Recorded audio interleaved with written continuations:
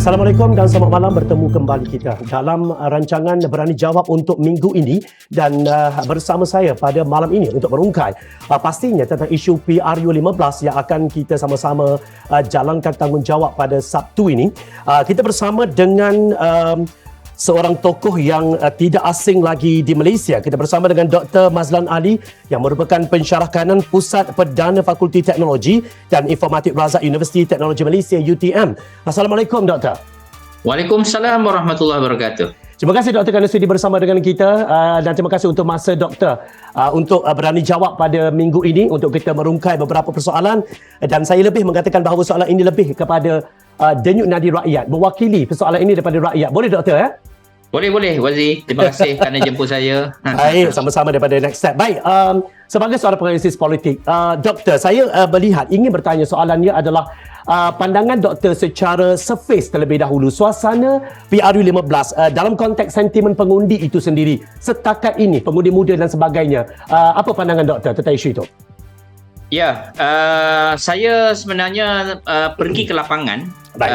Saya buat survey di antara bulan Julai hingga bulan November 2022 ini. Yang latest ada satu survey yang akan saya bentangkan lebih kurang pukul 12.45 hari ini. Baik. Saya melihat sudah ada seperti satu hala tuju yang ditunjukkan oleh pengundi-pengundi ini, di mana saya boleh kelompokkan mereka kepada dua kelompok besar, iaitu yang pertama partisipan. Partisipan ini adalah kumpulan pengundi-pengundi yang mereka membuat keputusan berasaskan kepada isu, di mana mereka menilai sesebuah parti politik itu berasaskan kepada performa mereka dan juga bagaimana mereka membawa sesuatu isu yang sesuai dengan selera mereka. Jadi saya lihat pada masa ini pengundi partisipan ini, sebahagian besar daripada mereka adalah pengundi atas pagar mula menunjukkan minat kepada Pakatan Harapan. Baik. Dan pada masa yang sama, kumpulan yang kedua, kumpulan subjek. Kumpulan subjek adalah kumpulan pengundi yang cenderung untuk mengekalkan status quo, dan mereka ini majoritinya orang Melayu luar bandar, dan juga kumpulan yang berada di kawasan-kawasan miskin bandar. Kumpulan ini nampaknya cenderung kepada dua kumpulan, iaitu Barisan Nasional dan juga Perikatan Nasional. Tetapi saya lihat dalam sehari dua ini, nampaknya Perikatan Nasional seperti ada suatu peningkatan berasaskan data yang saya kumpul pada minggu lepas. Mereka yang melihat sedikit krisis yang berlaku di dalam UMNO, mungkin mereka akan mengalihkan sokongan kepada Tan Sri Muhyiddin. Kerana Tan Sri Muhyiddin adalah seorang pemimpin Melayu yang tidak asasnya dikaitkan dengan stigma Melayu subjek, iaitu stigma DAP, yang sebenarnya kumpulan subjek ini mereka agak takut kepada parti tersebut. Jadi secara keseluruhan saya menilai persaingan nampak semakin sengit. Tetapi saya melihat Pakatan Harapan semakin ke hadapan, dan dalam tempoh 3 hari ini saya fikir apa-apa boleh berlaku, sama ada momentum akan bertambah ataupun sebaliknya. Yang pasti adalah dalam tempoh 3 hari ini adalah tempoh yang paling kritikal bagi mana-mana parti politik dan juga koalisi. Baik, apa yang kita harapkan di Malaysia? Ramai di antara kita yang mula sedar bahawa isu perkauman dan isu agama ini bukan lagi sesuatu yang menjadi sesuatu yang membawa kepada sesuatu keputusan yang boleh dibuat kepada rakyat. Jadi Doktor memandang sebagai seorang yang sentiasa peka pada politik Malaysia, adakah sentimen perkauman dan juga agama yang dimainkan oleh setengah gabungan itu masih lagi relevan untuk PRU15 atau bagaimana? Saya kira walaupun kita telah menuju ke arah haluan politik yang lebih maju, tetapi saya fikir berasaskan kepada pemerhatian di lapangan, isu-isu perkauman dan agama masih relevan, tetapi untuk segmen tertentu saja.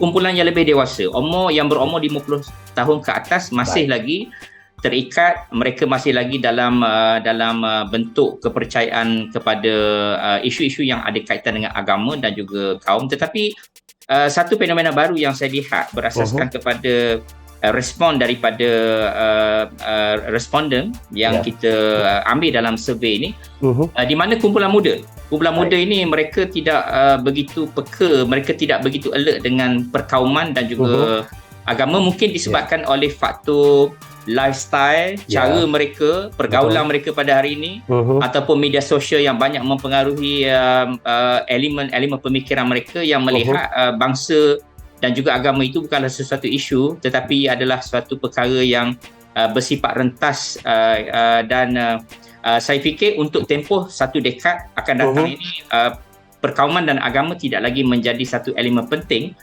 terpenting dalam penentuan politik, tetapi ia masih lagi relevan dalam konteks kaum dan agama itu adalah perkara yang dari asas antropologi dan sosiologinya tidak boleh dipisah daripada manusia. Baik. Doktor, kalau kita lihat, saya tidak faham, saya tidak tahu sama ada ini benar atau tidak, tetapi persepsi yang mengatakan bahawa ramai di antara orang yang berada di luar bandar seolah-olah mereka melihat bahawa mereka tidak mahu ada perubahan. Maksudnya dari segi pemilihan calon dan sebagainya, kesokongan kepada pengundi, kepada calon dan sebagainya, dilihat bahawa orang luar bandar lebih kepada, yelah fahamlah doktor faham maksud saya, tetapi dikatakan bahawa sesuatu yang merubah di tempat mereka adalah apabila orang yang berada di bandar dan pulang ke kampung mereka membuang undi dan sebagainya, menyebabkan berlaku perubahan itu, ataupun berlaku perubahan atau tidak berlaku perubahan. Begitu. Pandangan doktor bagaimana? Ya, asasnya kita kena bahagikan antara bandar dengan luar bandar. Baik. Bandar, luar bandar, kena letak satu lagi, semi bandar. Baik. Asasnya orang luar bandar ini adalah kumpulan subjek. Seperti yang saya sebut tadi, mereka cenderung mengekalkan status quo, tidak mahu mengambil risiko, mereka cenderung untuk memastikan kehidupan mereka lebih selesa, mereka tidak mahu ada sebarang perubahan politik yang mungkin menyebabkan mempengaruhi kehidupan mereka berbanding orang bandar. Orang bandar ini dia mobile. Orang bandar ini mobile, dia bergerak ke sana sini, mereka bertemu dengan macam-macam orang, mereka bertemu dengan semua kaum. Dan orang bandar ni asasnya mereka tidak takut kepada risiko. Maka membuat perubahan politik itu bagi orang bandar itu adalah sesuatu yang lazim. Sebab pada mereka mereka lebih memahami kerana informasi politik bagi orang bandar itu, literasi politik itu sebenarnya lebih luas berbanding orang luar bandar. Sebab lifestyle orang luar bandar ini, mereka bekerja, selepas balik bekerja, mereka berehat, mereka pergi ke surau, kemudian mereka balik, dan konteks interaksi mereka tidak luas seperti di bandar. Sebab itu mereka cenderung lebih pasif dan mereka enggan membuat perubahan. Tetapi orang bandar yang bekerja di bandar, asal luar bandar, tetapi bekerja di bandar, mereka berkumpulan, mereka akan membuat perubahan. Sebab itu dalam PRU yang ke-14 yang lalu, di Pantai Timur, umpamanya, kenapakah Parti PAS mendapat kemenangan yang besar? Kerana pengundi luar yang pulang ini pada masa itu marah kepada kerajaan kerana SPR pada masa itu membuat hari pengundian pada hari Rabu. Di tengah minggu menimbulkan persepsi bahawa seolah-olah mahu menyekat mereka daripada pulang mengundi. Dan pada masa itu orang-orang muda ini faham dengan isu 1MDB yang dibawa oleh Tun Mahathir. Tun Mahathir yang mengepalai Pakatan Rakyat, Pakatan Harapan pada masa itu telah berjaya deliver isu 1MDB dengan begitu baik. Akhirnya mereka pulang, tetapi apakah option yang ada? Mereka nak memilih sebuah parti yang boleh menggantikan UMNO. Di Pantai Timur pada masa itu PAS sahaja. PH pada masa itu satu parti yang baru, mungkin rakyat belum mempunyai keyakinan penuh lagi, maka mereka memberi undi kepada PAS. Maka perubahan yang berlaku di Terengganu pada tahun 2018 yang lalu adalah kerana faktor pengundi luar. Kerana saya melihat sendiri, saya pun mengundi di Terengganu. Pada malam hari pengundian saya lihat ramai anak-anak muda ini, lebih ramai daripada hari raya. Mereka bawa bendera PAS dan mereka berazam untuk menukar kerajaan pada masa itu. Jelas sebelum hari mengundi kita sudah nampak trend bahawa akan berlaku perubahan politik. Dengan sebagaimana yang doktor katakan tadi dengan kes 1MD dan sebagainya, kalau kita lihat Najib telah pun dijatuhkan bersalah oleh Mahkamah Persekutuan, termasuk juga dengan pendedahan skandal LCS, skandal-skandal yang terbaru dan sebagainya. Adakah ini merupakan satu liability kepada BN ataupun ia merupakan satu kelebihan bagi pihak PH untuk PRU kali ini, atau bagaimana pandangan doktor? Saya bercakap dari segi data. Saya membuat kutipan data pada sebelum Julai dan sebelumnya. Menunjukkan pada masa itu BN masih mengatasi. PH pada tempat yang kedua. Dan kadang-kadang PM mengatasi PH. Akan tetapi data yang saya kutip pada bulan Ogos 2022 ini menunjukkan perubahan yang mendadak kerana saya menjangka kerana isu-isu ini. isu LCS yang dibongkar oleh Rafizi. Dan Rafizi ini memang terkenal dia seorang yang pandai untuk menaratifkan sesuatu isu dan menyebabkan orang-orang melihat seolah-olah LCS itu seolah-olah 1MDB kedua. Kejayaan Rafizi menaratifkan isu ini dengan begitu baik telah menyebabkan orang atas pagar mula menyokong Pakatan Harapan.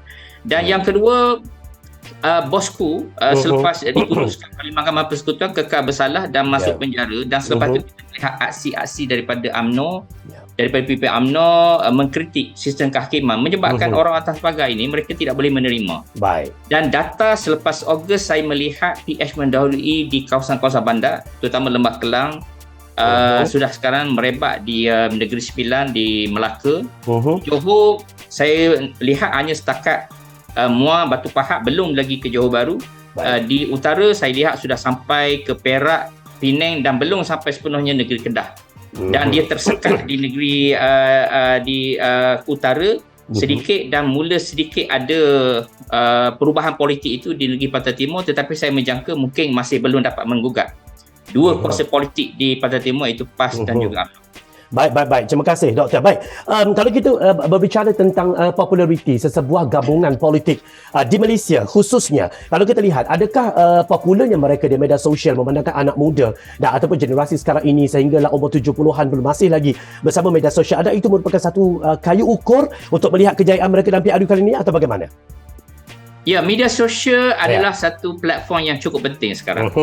Kerana media sosial ini pertama ia memudahkan kepada pembaca ini, mereka tidak perlu ke lapangan, mereka boleh menangguhkan sebarang aktiviti politik, katakan ceramah berlaku pukul 9, dia boleh tangguhkan, dia boleh lihat pukul 12. Betul. Ini sebenarnya adalah satu bentuk platform media alternatif yang cukup baik sekarang ni.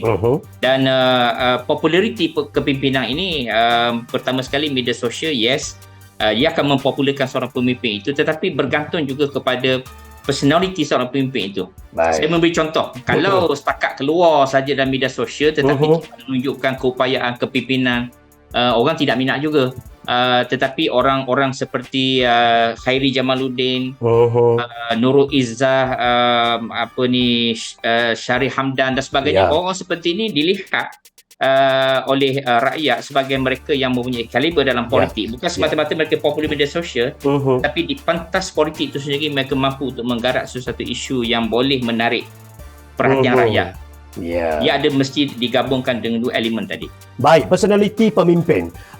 Bila doktor bercakap itu, tercetus pemikiran saya mengatakan bahawa ramai persepsi mengatakan bahawa rakyat di Malaysia lebih cenderung untuk mengundi parti politik berbanding dengan seseorang calon itu. Tetapi saya ingin bertanya kepada doktor, adakah Pakatan Harapan membuat satu strategi yang tepat apabila beliau membawa satu naratif, iaitu siapa pun calon Pakatan Harapan, mereka kena pangkat untuk memastikan Anwar Ibrahim menjadi Perdana Menteri? Komen daripada doktor.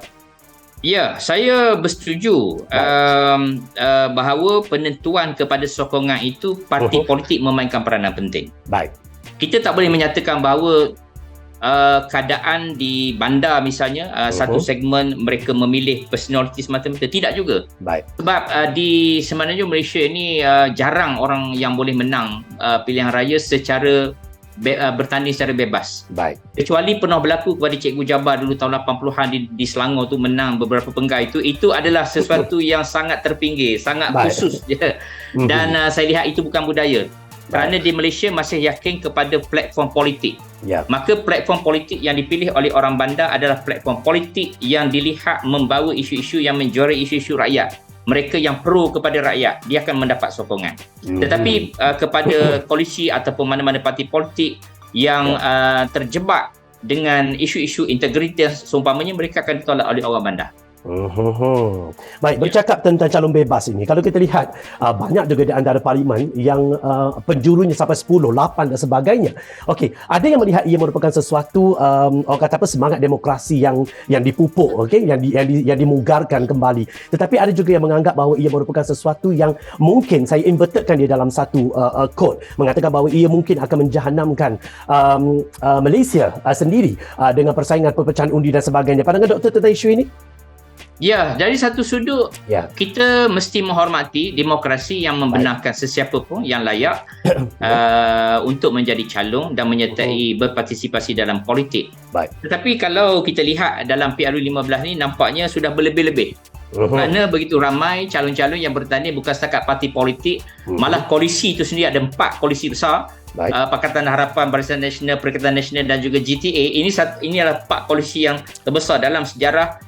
Belum masuk lagi parti-parti yang lain dan juga calon-calon persendirian, calon-calon bebas yang begitu ramai. Alah di Batu misalnya ada 10 calon. Ya. Tetapi kalau kita lihat dari sudut strategi, saya melihat mereka ni selain daripada 3 koalisi utama, Barisan Nasional, Perikatan Nasional dan juga Pakatan Harapan, yang lain tu saya anggap sekadar memeriahkan pesta demokrasi saja. Baik. Nak menang susah. Sebab ini realiti politik. Sebab orang bandar ini mereka melihat platform mana yang boleh membawa suara mereka. Mereka tidak melihat individu yang boleh membawa suara mereka. Ini harus disedari oleh calon bebas. Tetapi mungkin calon bebas ini ada sebab dia masuk. Mungkin pertama kerana nak mencuba nasib. Kalaulah ada calon daripada parti besar tidak layak untuk bertanding, mereka mungkin akan ditaja oleh parti tersebut, seperti yang berlaku kepada calon Pakatan Harapan di Batu sekarang. Dulu dia mahasiswa umur 22 tahun atau 23 tahun, masih mahasiswa, tiba-tiba Sian Chua tidak layak, maka dia ditaja oleh PS, maka rezeki dia untuk menjadi ahli parlimen. Di Kedah dahulu pernah seorang calon bebas, akhirnya oleh kerana calon parti yang besar itu tidak layak, maka dia dipilih, disokong, kemudian menjadi Exco Kerajaan Negeri Kedah. Pernah berlaku. Ataupun kedua, mungkin disebabkan mereka ini menyertai kerana ditaja oleh elemen-elemen tertentu yang bertujuan untuk memecahkan undi. Itu adalah strategi, dan strategi itu dibenarkan oleh demokrasi di Malaysia. Baik, Doktor, saya ada lagi 2 soalan kalau boleh ambil masa Doktor. Tentang bercakap tentang Kingmaker. Kalau kita lihat apa yang berlaku sekarang ini adalah dalam situasi politik untuk PRU15 ini, Kingmaker dilihat GRS memainkan satu peranan yang cukup penting dalam memastikan begitu dan begini. Tetapi apa yang ingin saya dapat daripada Doktor adalah tanggungjawab tanggungjawab Kingmaker itu dalam memastikan bahawa gabungan yang disokong itu adalah membawa kebaikan kepada negara, dan bukan kerana maksud saya kebertanggungjawab Kingmaker dalam memastikan parlimen di Malaysia ini berada dalam keadaan stabil, untuk memastikan, kerana kita faham bahawa PRU ini diadakan kononnya adalah untuk kembalikan kestabilan politik negara. Komen Doktor. Ya, saya percaya dan saya melihat GPS di Sarawak ini berpotensi untuk mengekalkan prestasi mereka. Kita lihat di Sarawak tidak banyak isu yang boleh dimainkan kerana rakyat Sarawak telah memilih GPS dalam pilihan raya negeri yang lalu. Nampak sokongan yang begitu padu. Adakah GPS berpotensi untuk mengekalkan? Saya fikir tidak ada masalah, dan mungkin mereka mempunyai sejumlah kursi yang mampu untuk diterjemahkan dalam konteks pembentukan kerajaan, kerana banyak pakar-pakar dan juga penalisis politik menyatakan bahawa kemungkinan pilihan raya ke-15 kali ini tidak ada mana-mana koalisi yang mampu untuk menumbuhkan kerajaan secara solo. Maka mereka memerlukan kepada kerjasama yang akan mewujudkan kerajaan campuran, dan saya fikir parti di Sarawak ini mereka juga mahu kepada keadaan negara yang baik, dan saya fikir mereka juga mahukan kestabilan. Mereka akan membuat keputusan yang bijak. Kita tunggulah pada selepas malam pengundian 19 hari November ini.